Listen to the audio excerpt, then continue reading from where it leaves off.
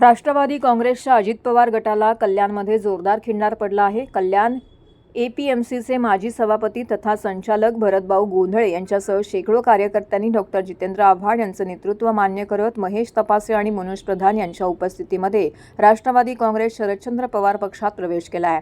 ठाणे येथील पक्ष कार्यालयामध्ये हा पक्षप्रवेशाचा कार्यक्रम संपन्न झाला। यावेळी गटनेते अभिजित पवार, ज्येष्ठ नगरसेवक प्रकाश बर्डे, ठाणे महिला अध्यक्ष मनीषा भगत, युवक कार्याध्यक्ष राजेश कदम, मिलिंद बनकर उपस्थित होते। कल्याण आणि परिसरात सक्रिय असलेले अजित पवार गटाचे हे कार्यकर्ते असून शरद पवार यांची विचारधारा आणि डॉक्टर जितेंद्र आव्हाड यांचे नेतृत्व मान्य करत राष्ट्रवादी अजित पवार गटाचे जिल्हाध्यक्ष भरतभाऊ गोंधळे, प्रदेश सचिव रवींद्र कृष्ण परटोले, ठाणे जिल्हा ग्रामीण उपाध्यक्ष ज्योतिताई वाघमारे, बंजारा समाज कल्याणचे अध्यक्ष सागर राठोड, युवती अध्यक्ष आम्रपाली लोखंडे, मारुती खांडगे, ठाणे ग्रामीणचे उपाध्यक्ष निलेश कडू, अंबरनाथच्या आरती उबाळे, सविता कांबळे, चंद्रकांत लोखंडे यांच्यासह शेकडो जणांनी प्रवेश केला आहे। यावेळी जितेंद्र आव्हाड यांनी सर्व कार्यकर्त्यांचं स्वागत केलंय। वाट चुकलेले लोक एक ना एक दिवस स्वतःच्या घरात येतच असतात। सत्ता सोडून जेव्हा कार्यकर्ते परत येतात तेव्हा समजून जा की सत्ता चुकीच्या दिशेने जाऊ लागली आहे। त्या पक्षात घुसमट होत असल्याने हे सर्व मोकळा श्वास घेण्यासाठी आमच्याकडे आलं आहेत असं त्यांनी सांगितलं। तर गोंधळी यांनी आपण अपेक्षा ठेवून आलेलो नाही, आम्ही शरद पवार यांचे समर्थक आहोत, संघटनेचे काम करणार आहोत।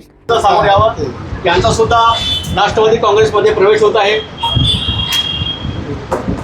विश्वाजी मिरकुटे, सविताताई कांबळे कृपया।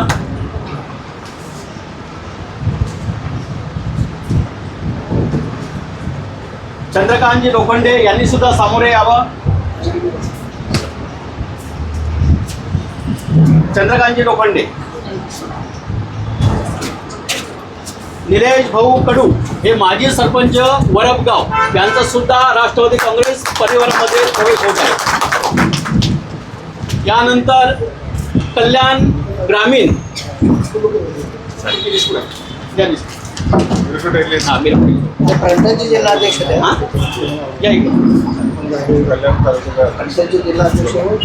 आनंदाची गोष्ट आहे। काही माणसं मार्ग चुकले होते। भूला बिछड़ा हुआ घर लौट आता है तो उसे दिल से लगाना चाहिए। भाजप आणि शिवसेनेत काय चालू आहे ह्याच्याबद्दल मतप्रदर्शन करण्याची मला तरी काय आवश्यकता वाटत नाही। करवाढीला आमचा विरोध असणार आहे। महासभेमध्ये तसं सध्या बोलण्यात काय अर्थ उरलेला नाही। ते एका मिनिटात सूचनेसह मंजूर करून टाकतात। त्यामुळे हा कुठे गटनेता आहे, त्यामुळे आमचा गटनेता इथे उपस्थित आहे। कितीही बोलायचं ठरवलं तरी बोलायला काही संधी मिळत नाही आणि त्यामुळे आम्ही आमचे जे काही विचार आहेत ते लेखी स्वरूपात महापालिकेत अध्यक्ष मनोज प्रधान, विरोधी पक्षनेते शानू पठाण आणि गटनेते अभिजित पवार यांच्या सहीनिशी पाठवणार आहोत। मंजुरी नाही दिली, सूचनेसह मंजूर। तर सूचना घ्या ना, आता त्याच्या सूचना आहेत ना, विरोध त्याचा तिथे विरोधाला काही जागाच नाही ना। तुम्ही आता 4-5 महानगरपालिका हे कव्हर केल्यास महासभा, काय कोण बोलू शकतो आणि काय होतं तिथे? हम करे सो कायदा। काल महानगर लोकसत्तेने अख्ख्या अर्थसंकल्पाची चिरफाड केली आहे, अख्ख्या आर्थिक परिस्थितीची चिरफाड केली आहे। याच्यावरती काय उत्तर आहे का यांच्याकडे? म्हणजे तुम्ही वाटेल तसा खर्च करायचा आणि लोकांच्या खिशातनं पैसे काढायचे, हे कुठलं नवीन धोरण आहे? आमची मागणी आहे थेट प्रक्षेपण करा, म्हणजे जे दूध का दूध पाणी का पाणी ठाणे महानगरपालिकेत चालतं काय हे नेमकं लोकांना समजेल।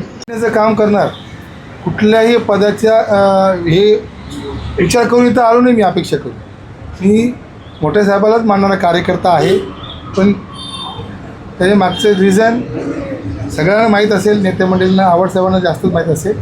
तर ठीक आहे, थोडे दिवस तिकडे काढले, पण आणि दादा आहे तिथे असताना मी पक्ष सोडलं आहे। दादा गेल्यानंतर पक्ष सोडला नाही, आहे तिथे असताना पक्ष सोडलेला आहे आणि आजही दादाच।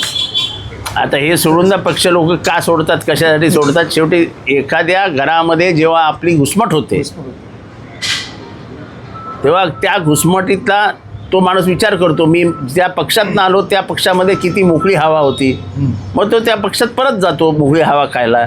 तेव्हा हा प्रश्न निरर्थक असतो की तुम्ही का सोडली, मग तिथे काय झालं, मग कशाला झालं, असं झालं तसं झालं. काय नाही, तिथे घुसमट होती ती मोकळ्या हवेत येण्यासाठी, म्हणून ते आमच्याकडे आलेले. बाकी उत्तर काही नाही. आपण महाराष्ट्रातल्या मुलींना जेव्हा साथ घालतो तेव्हा जिजाऊच्या लेकी, सावित्रीच्या लेकी असंच म्हणतो. त्याच्यामुळे जर त्यांनी तसा साथ घातला तर चूक काय? चूक काहीच नाही आहे. कायदा सुव्यवस्थेचा बोजवारा उडला आहे. मी आधीच आत्ताच त्या 1.5 वर्षाच्या चिमुकलोवरनं बोललेलो आहे.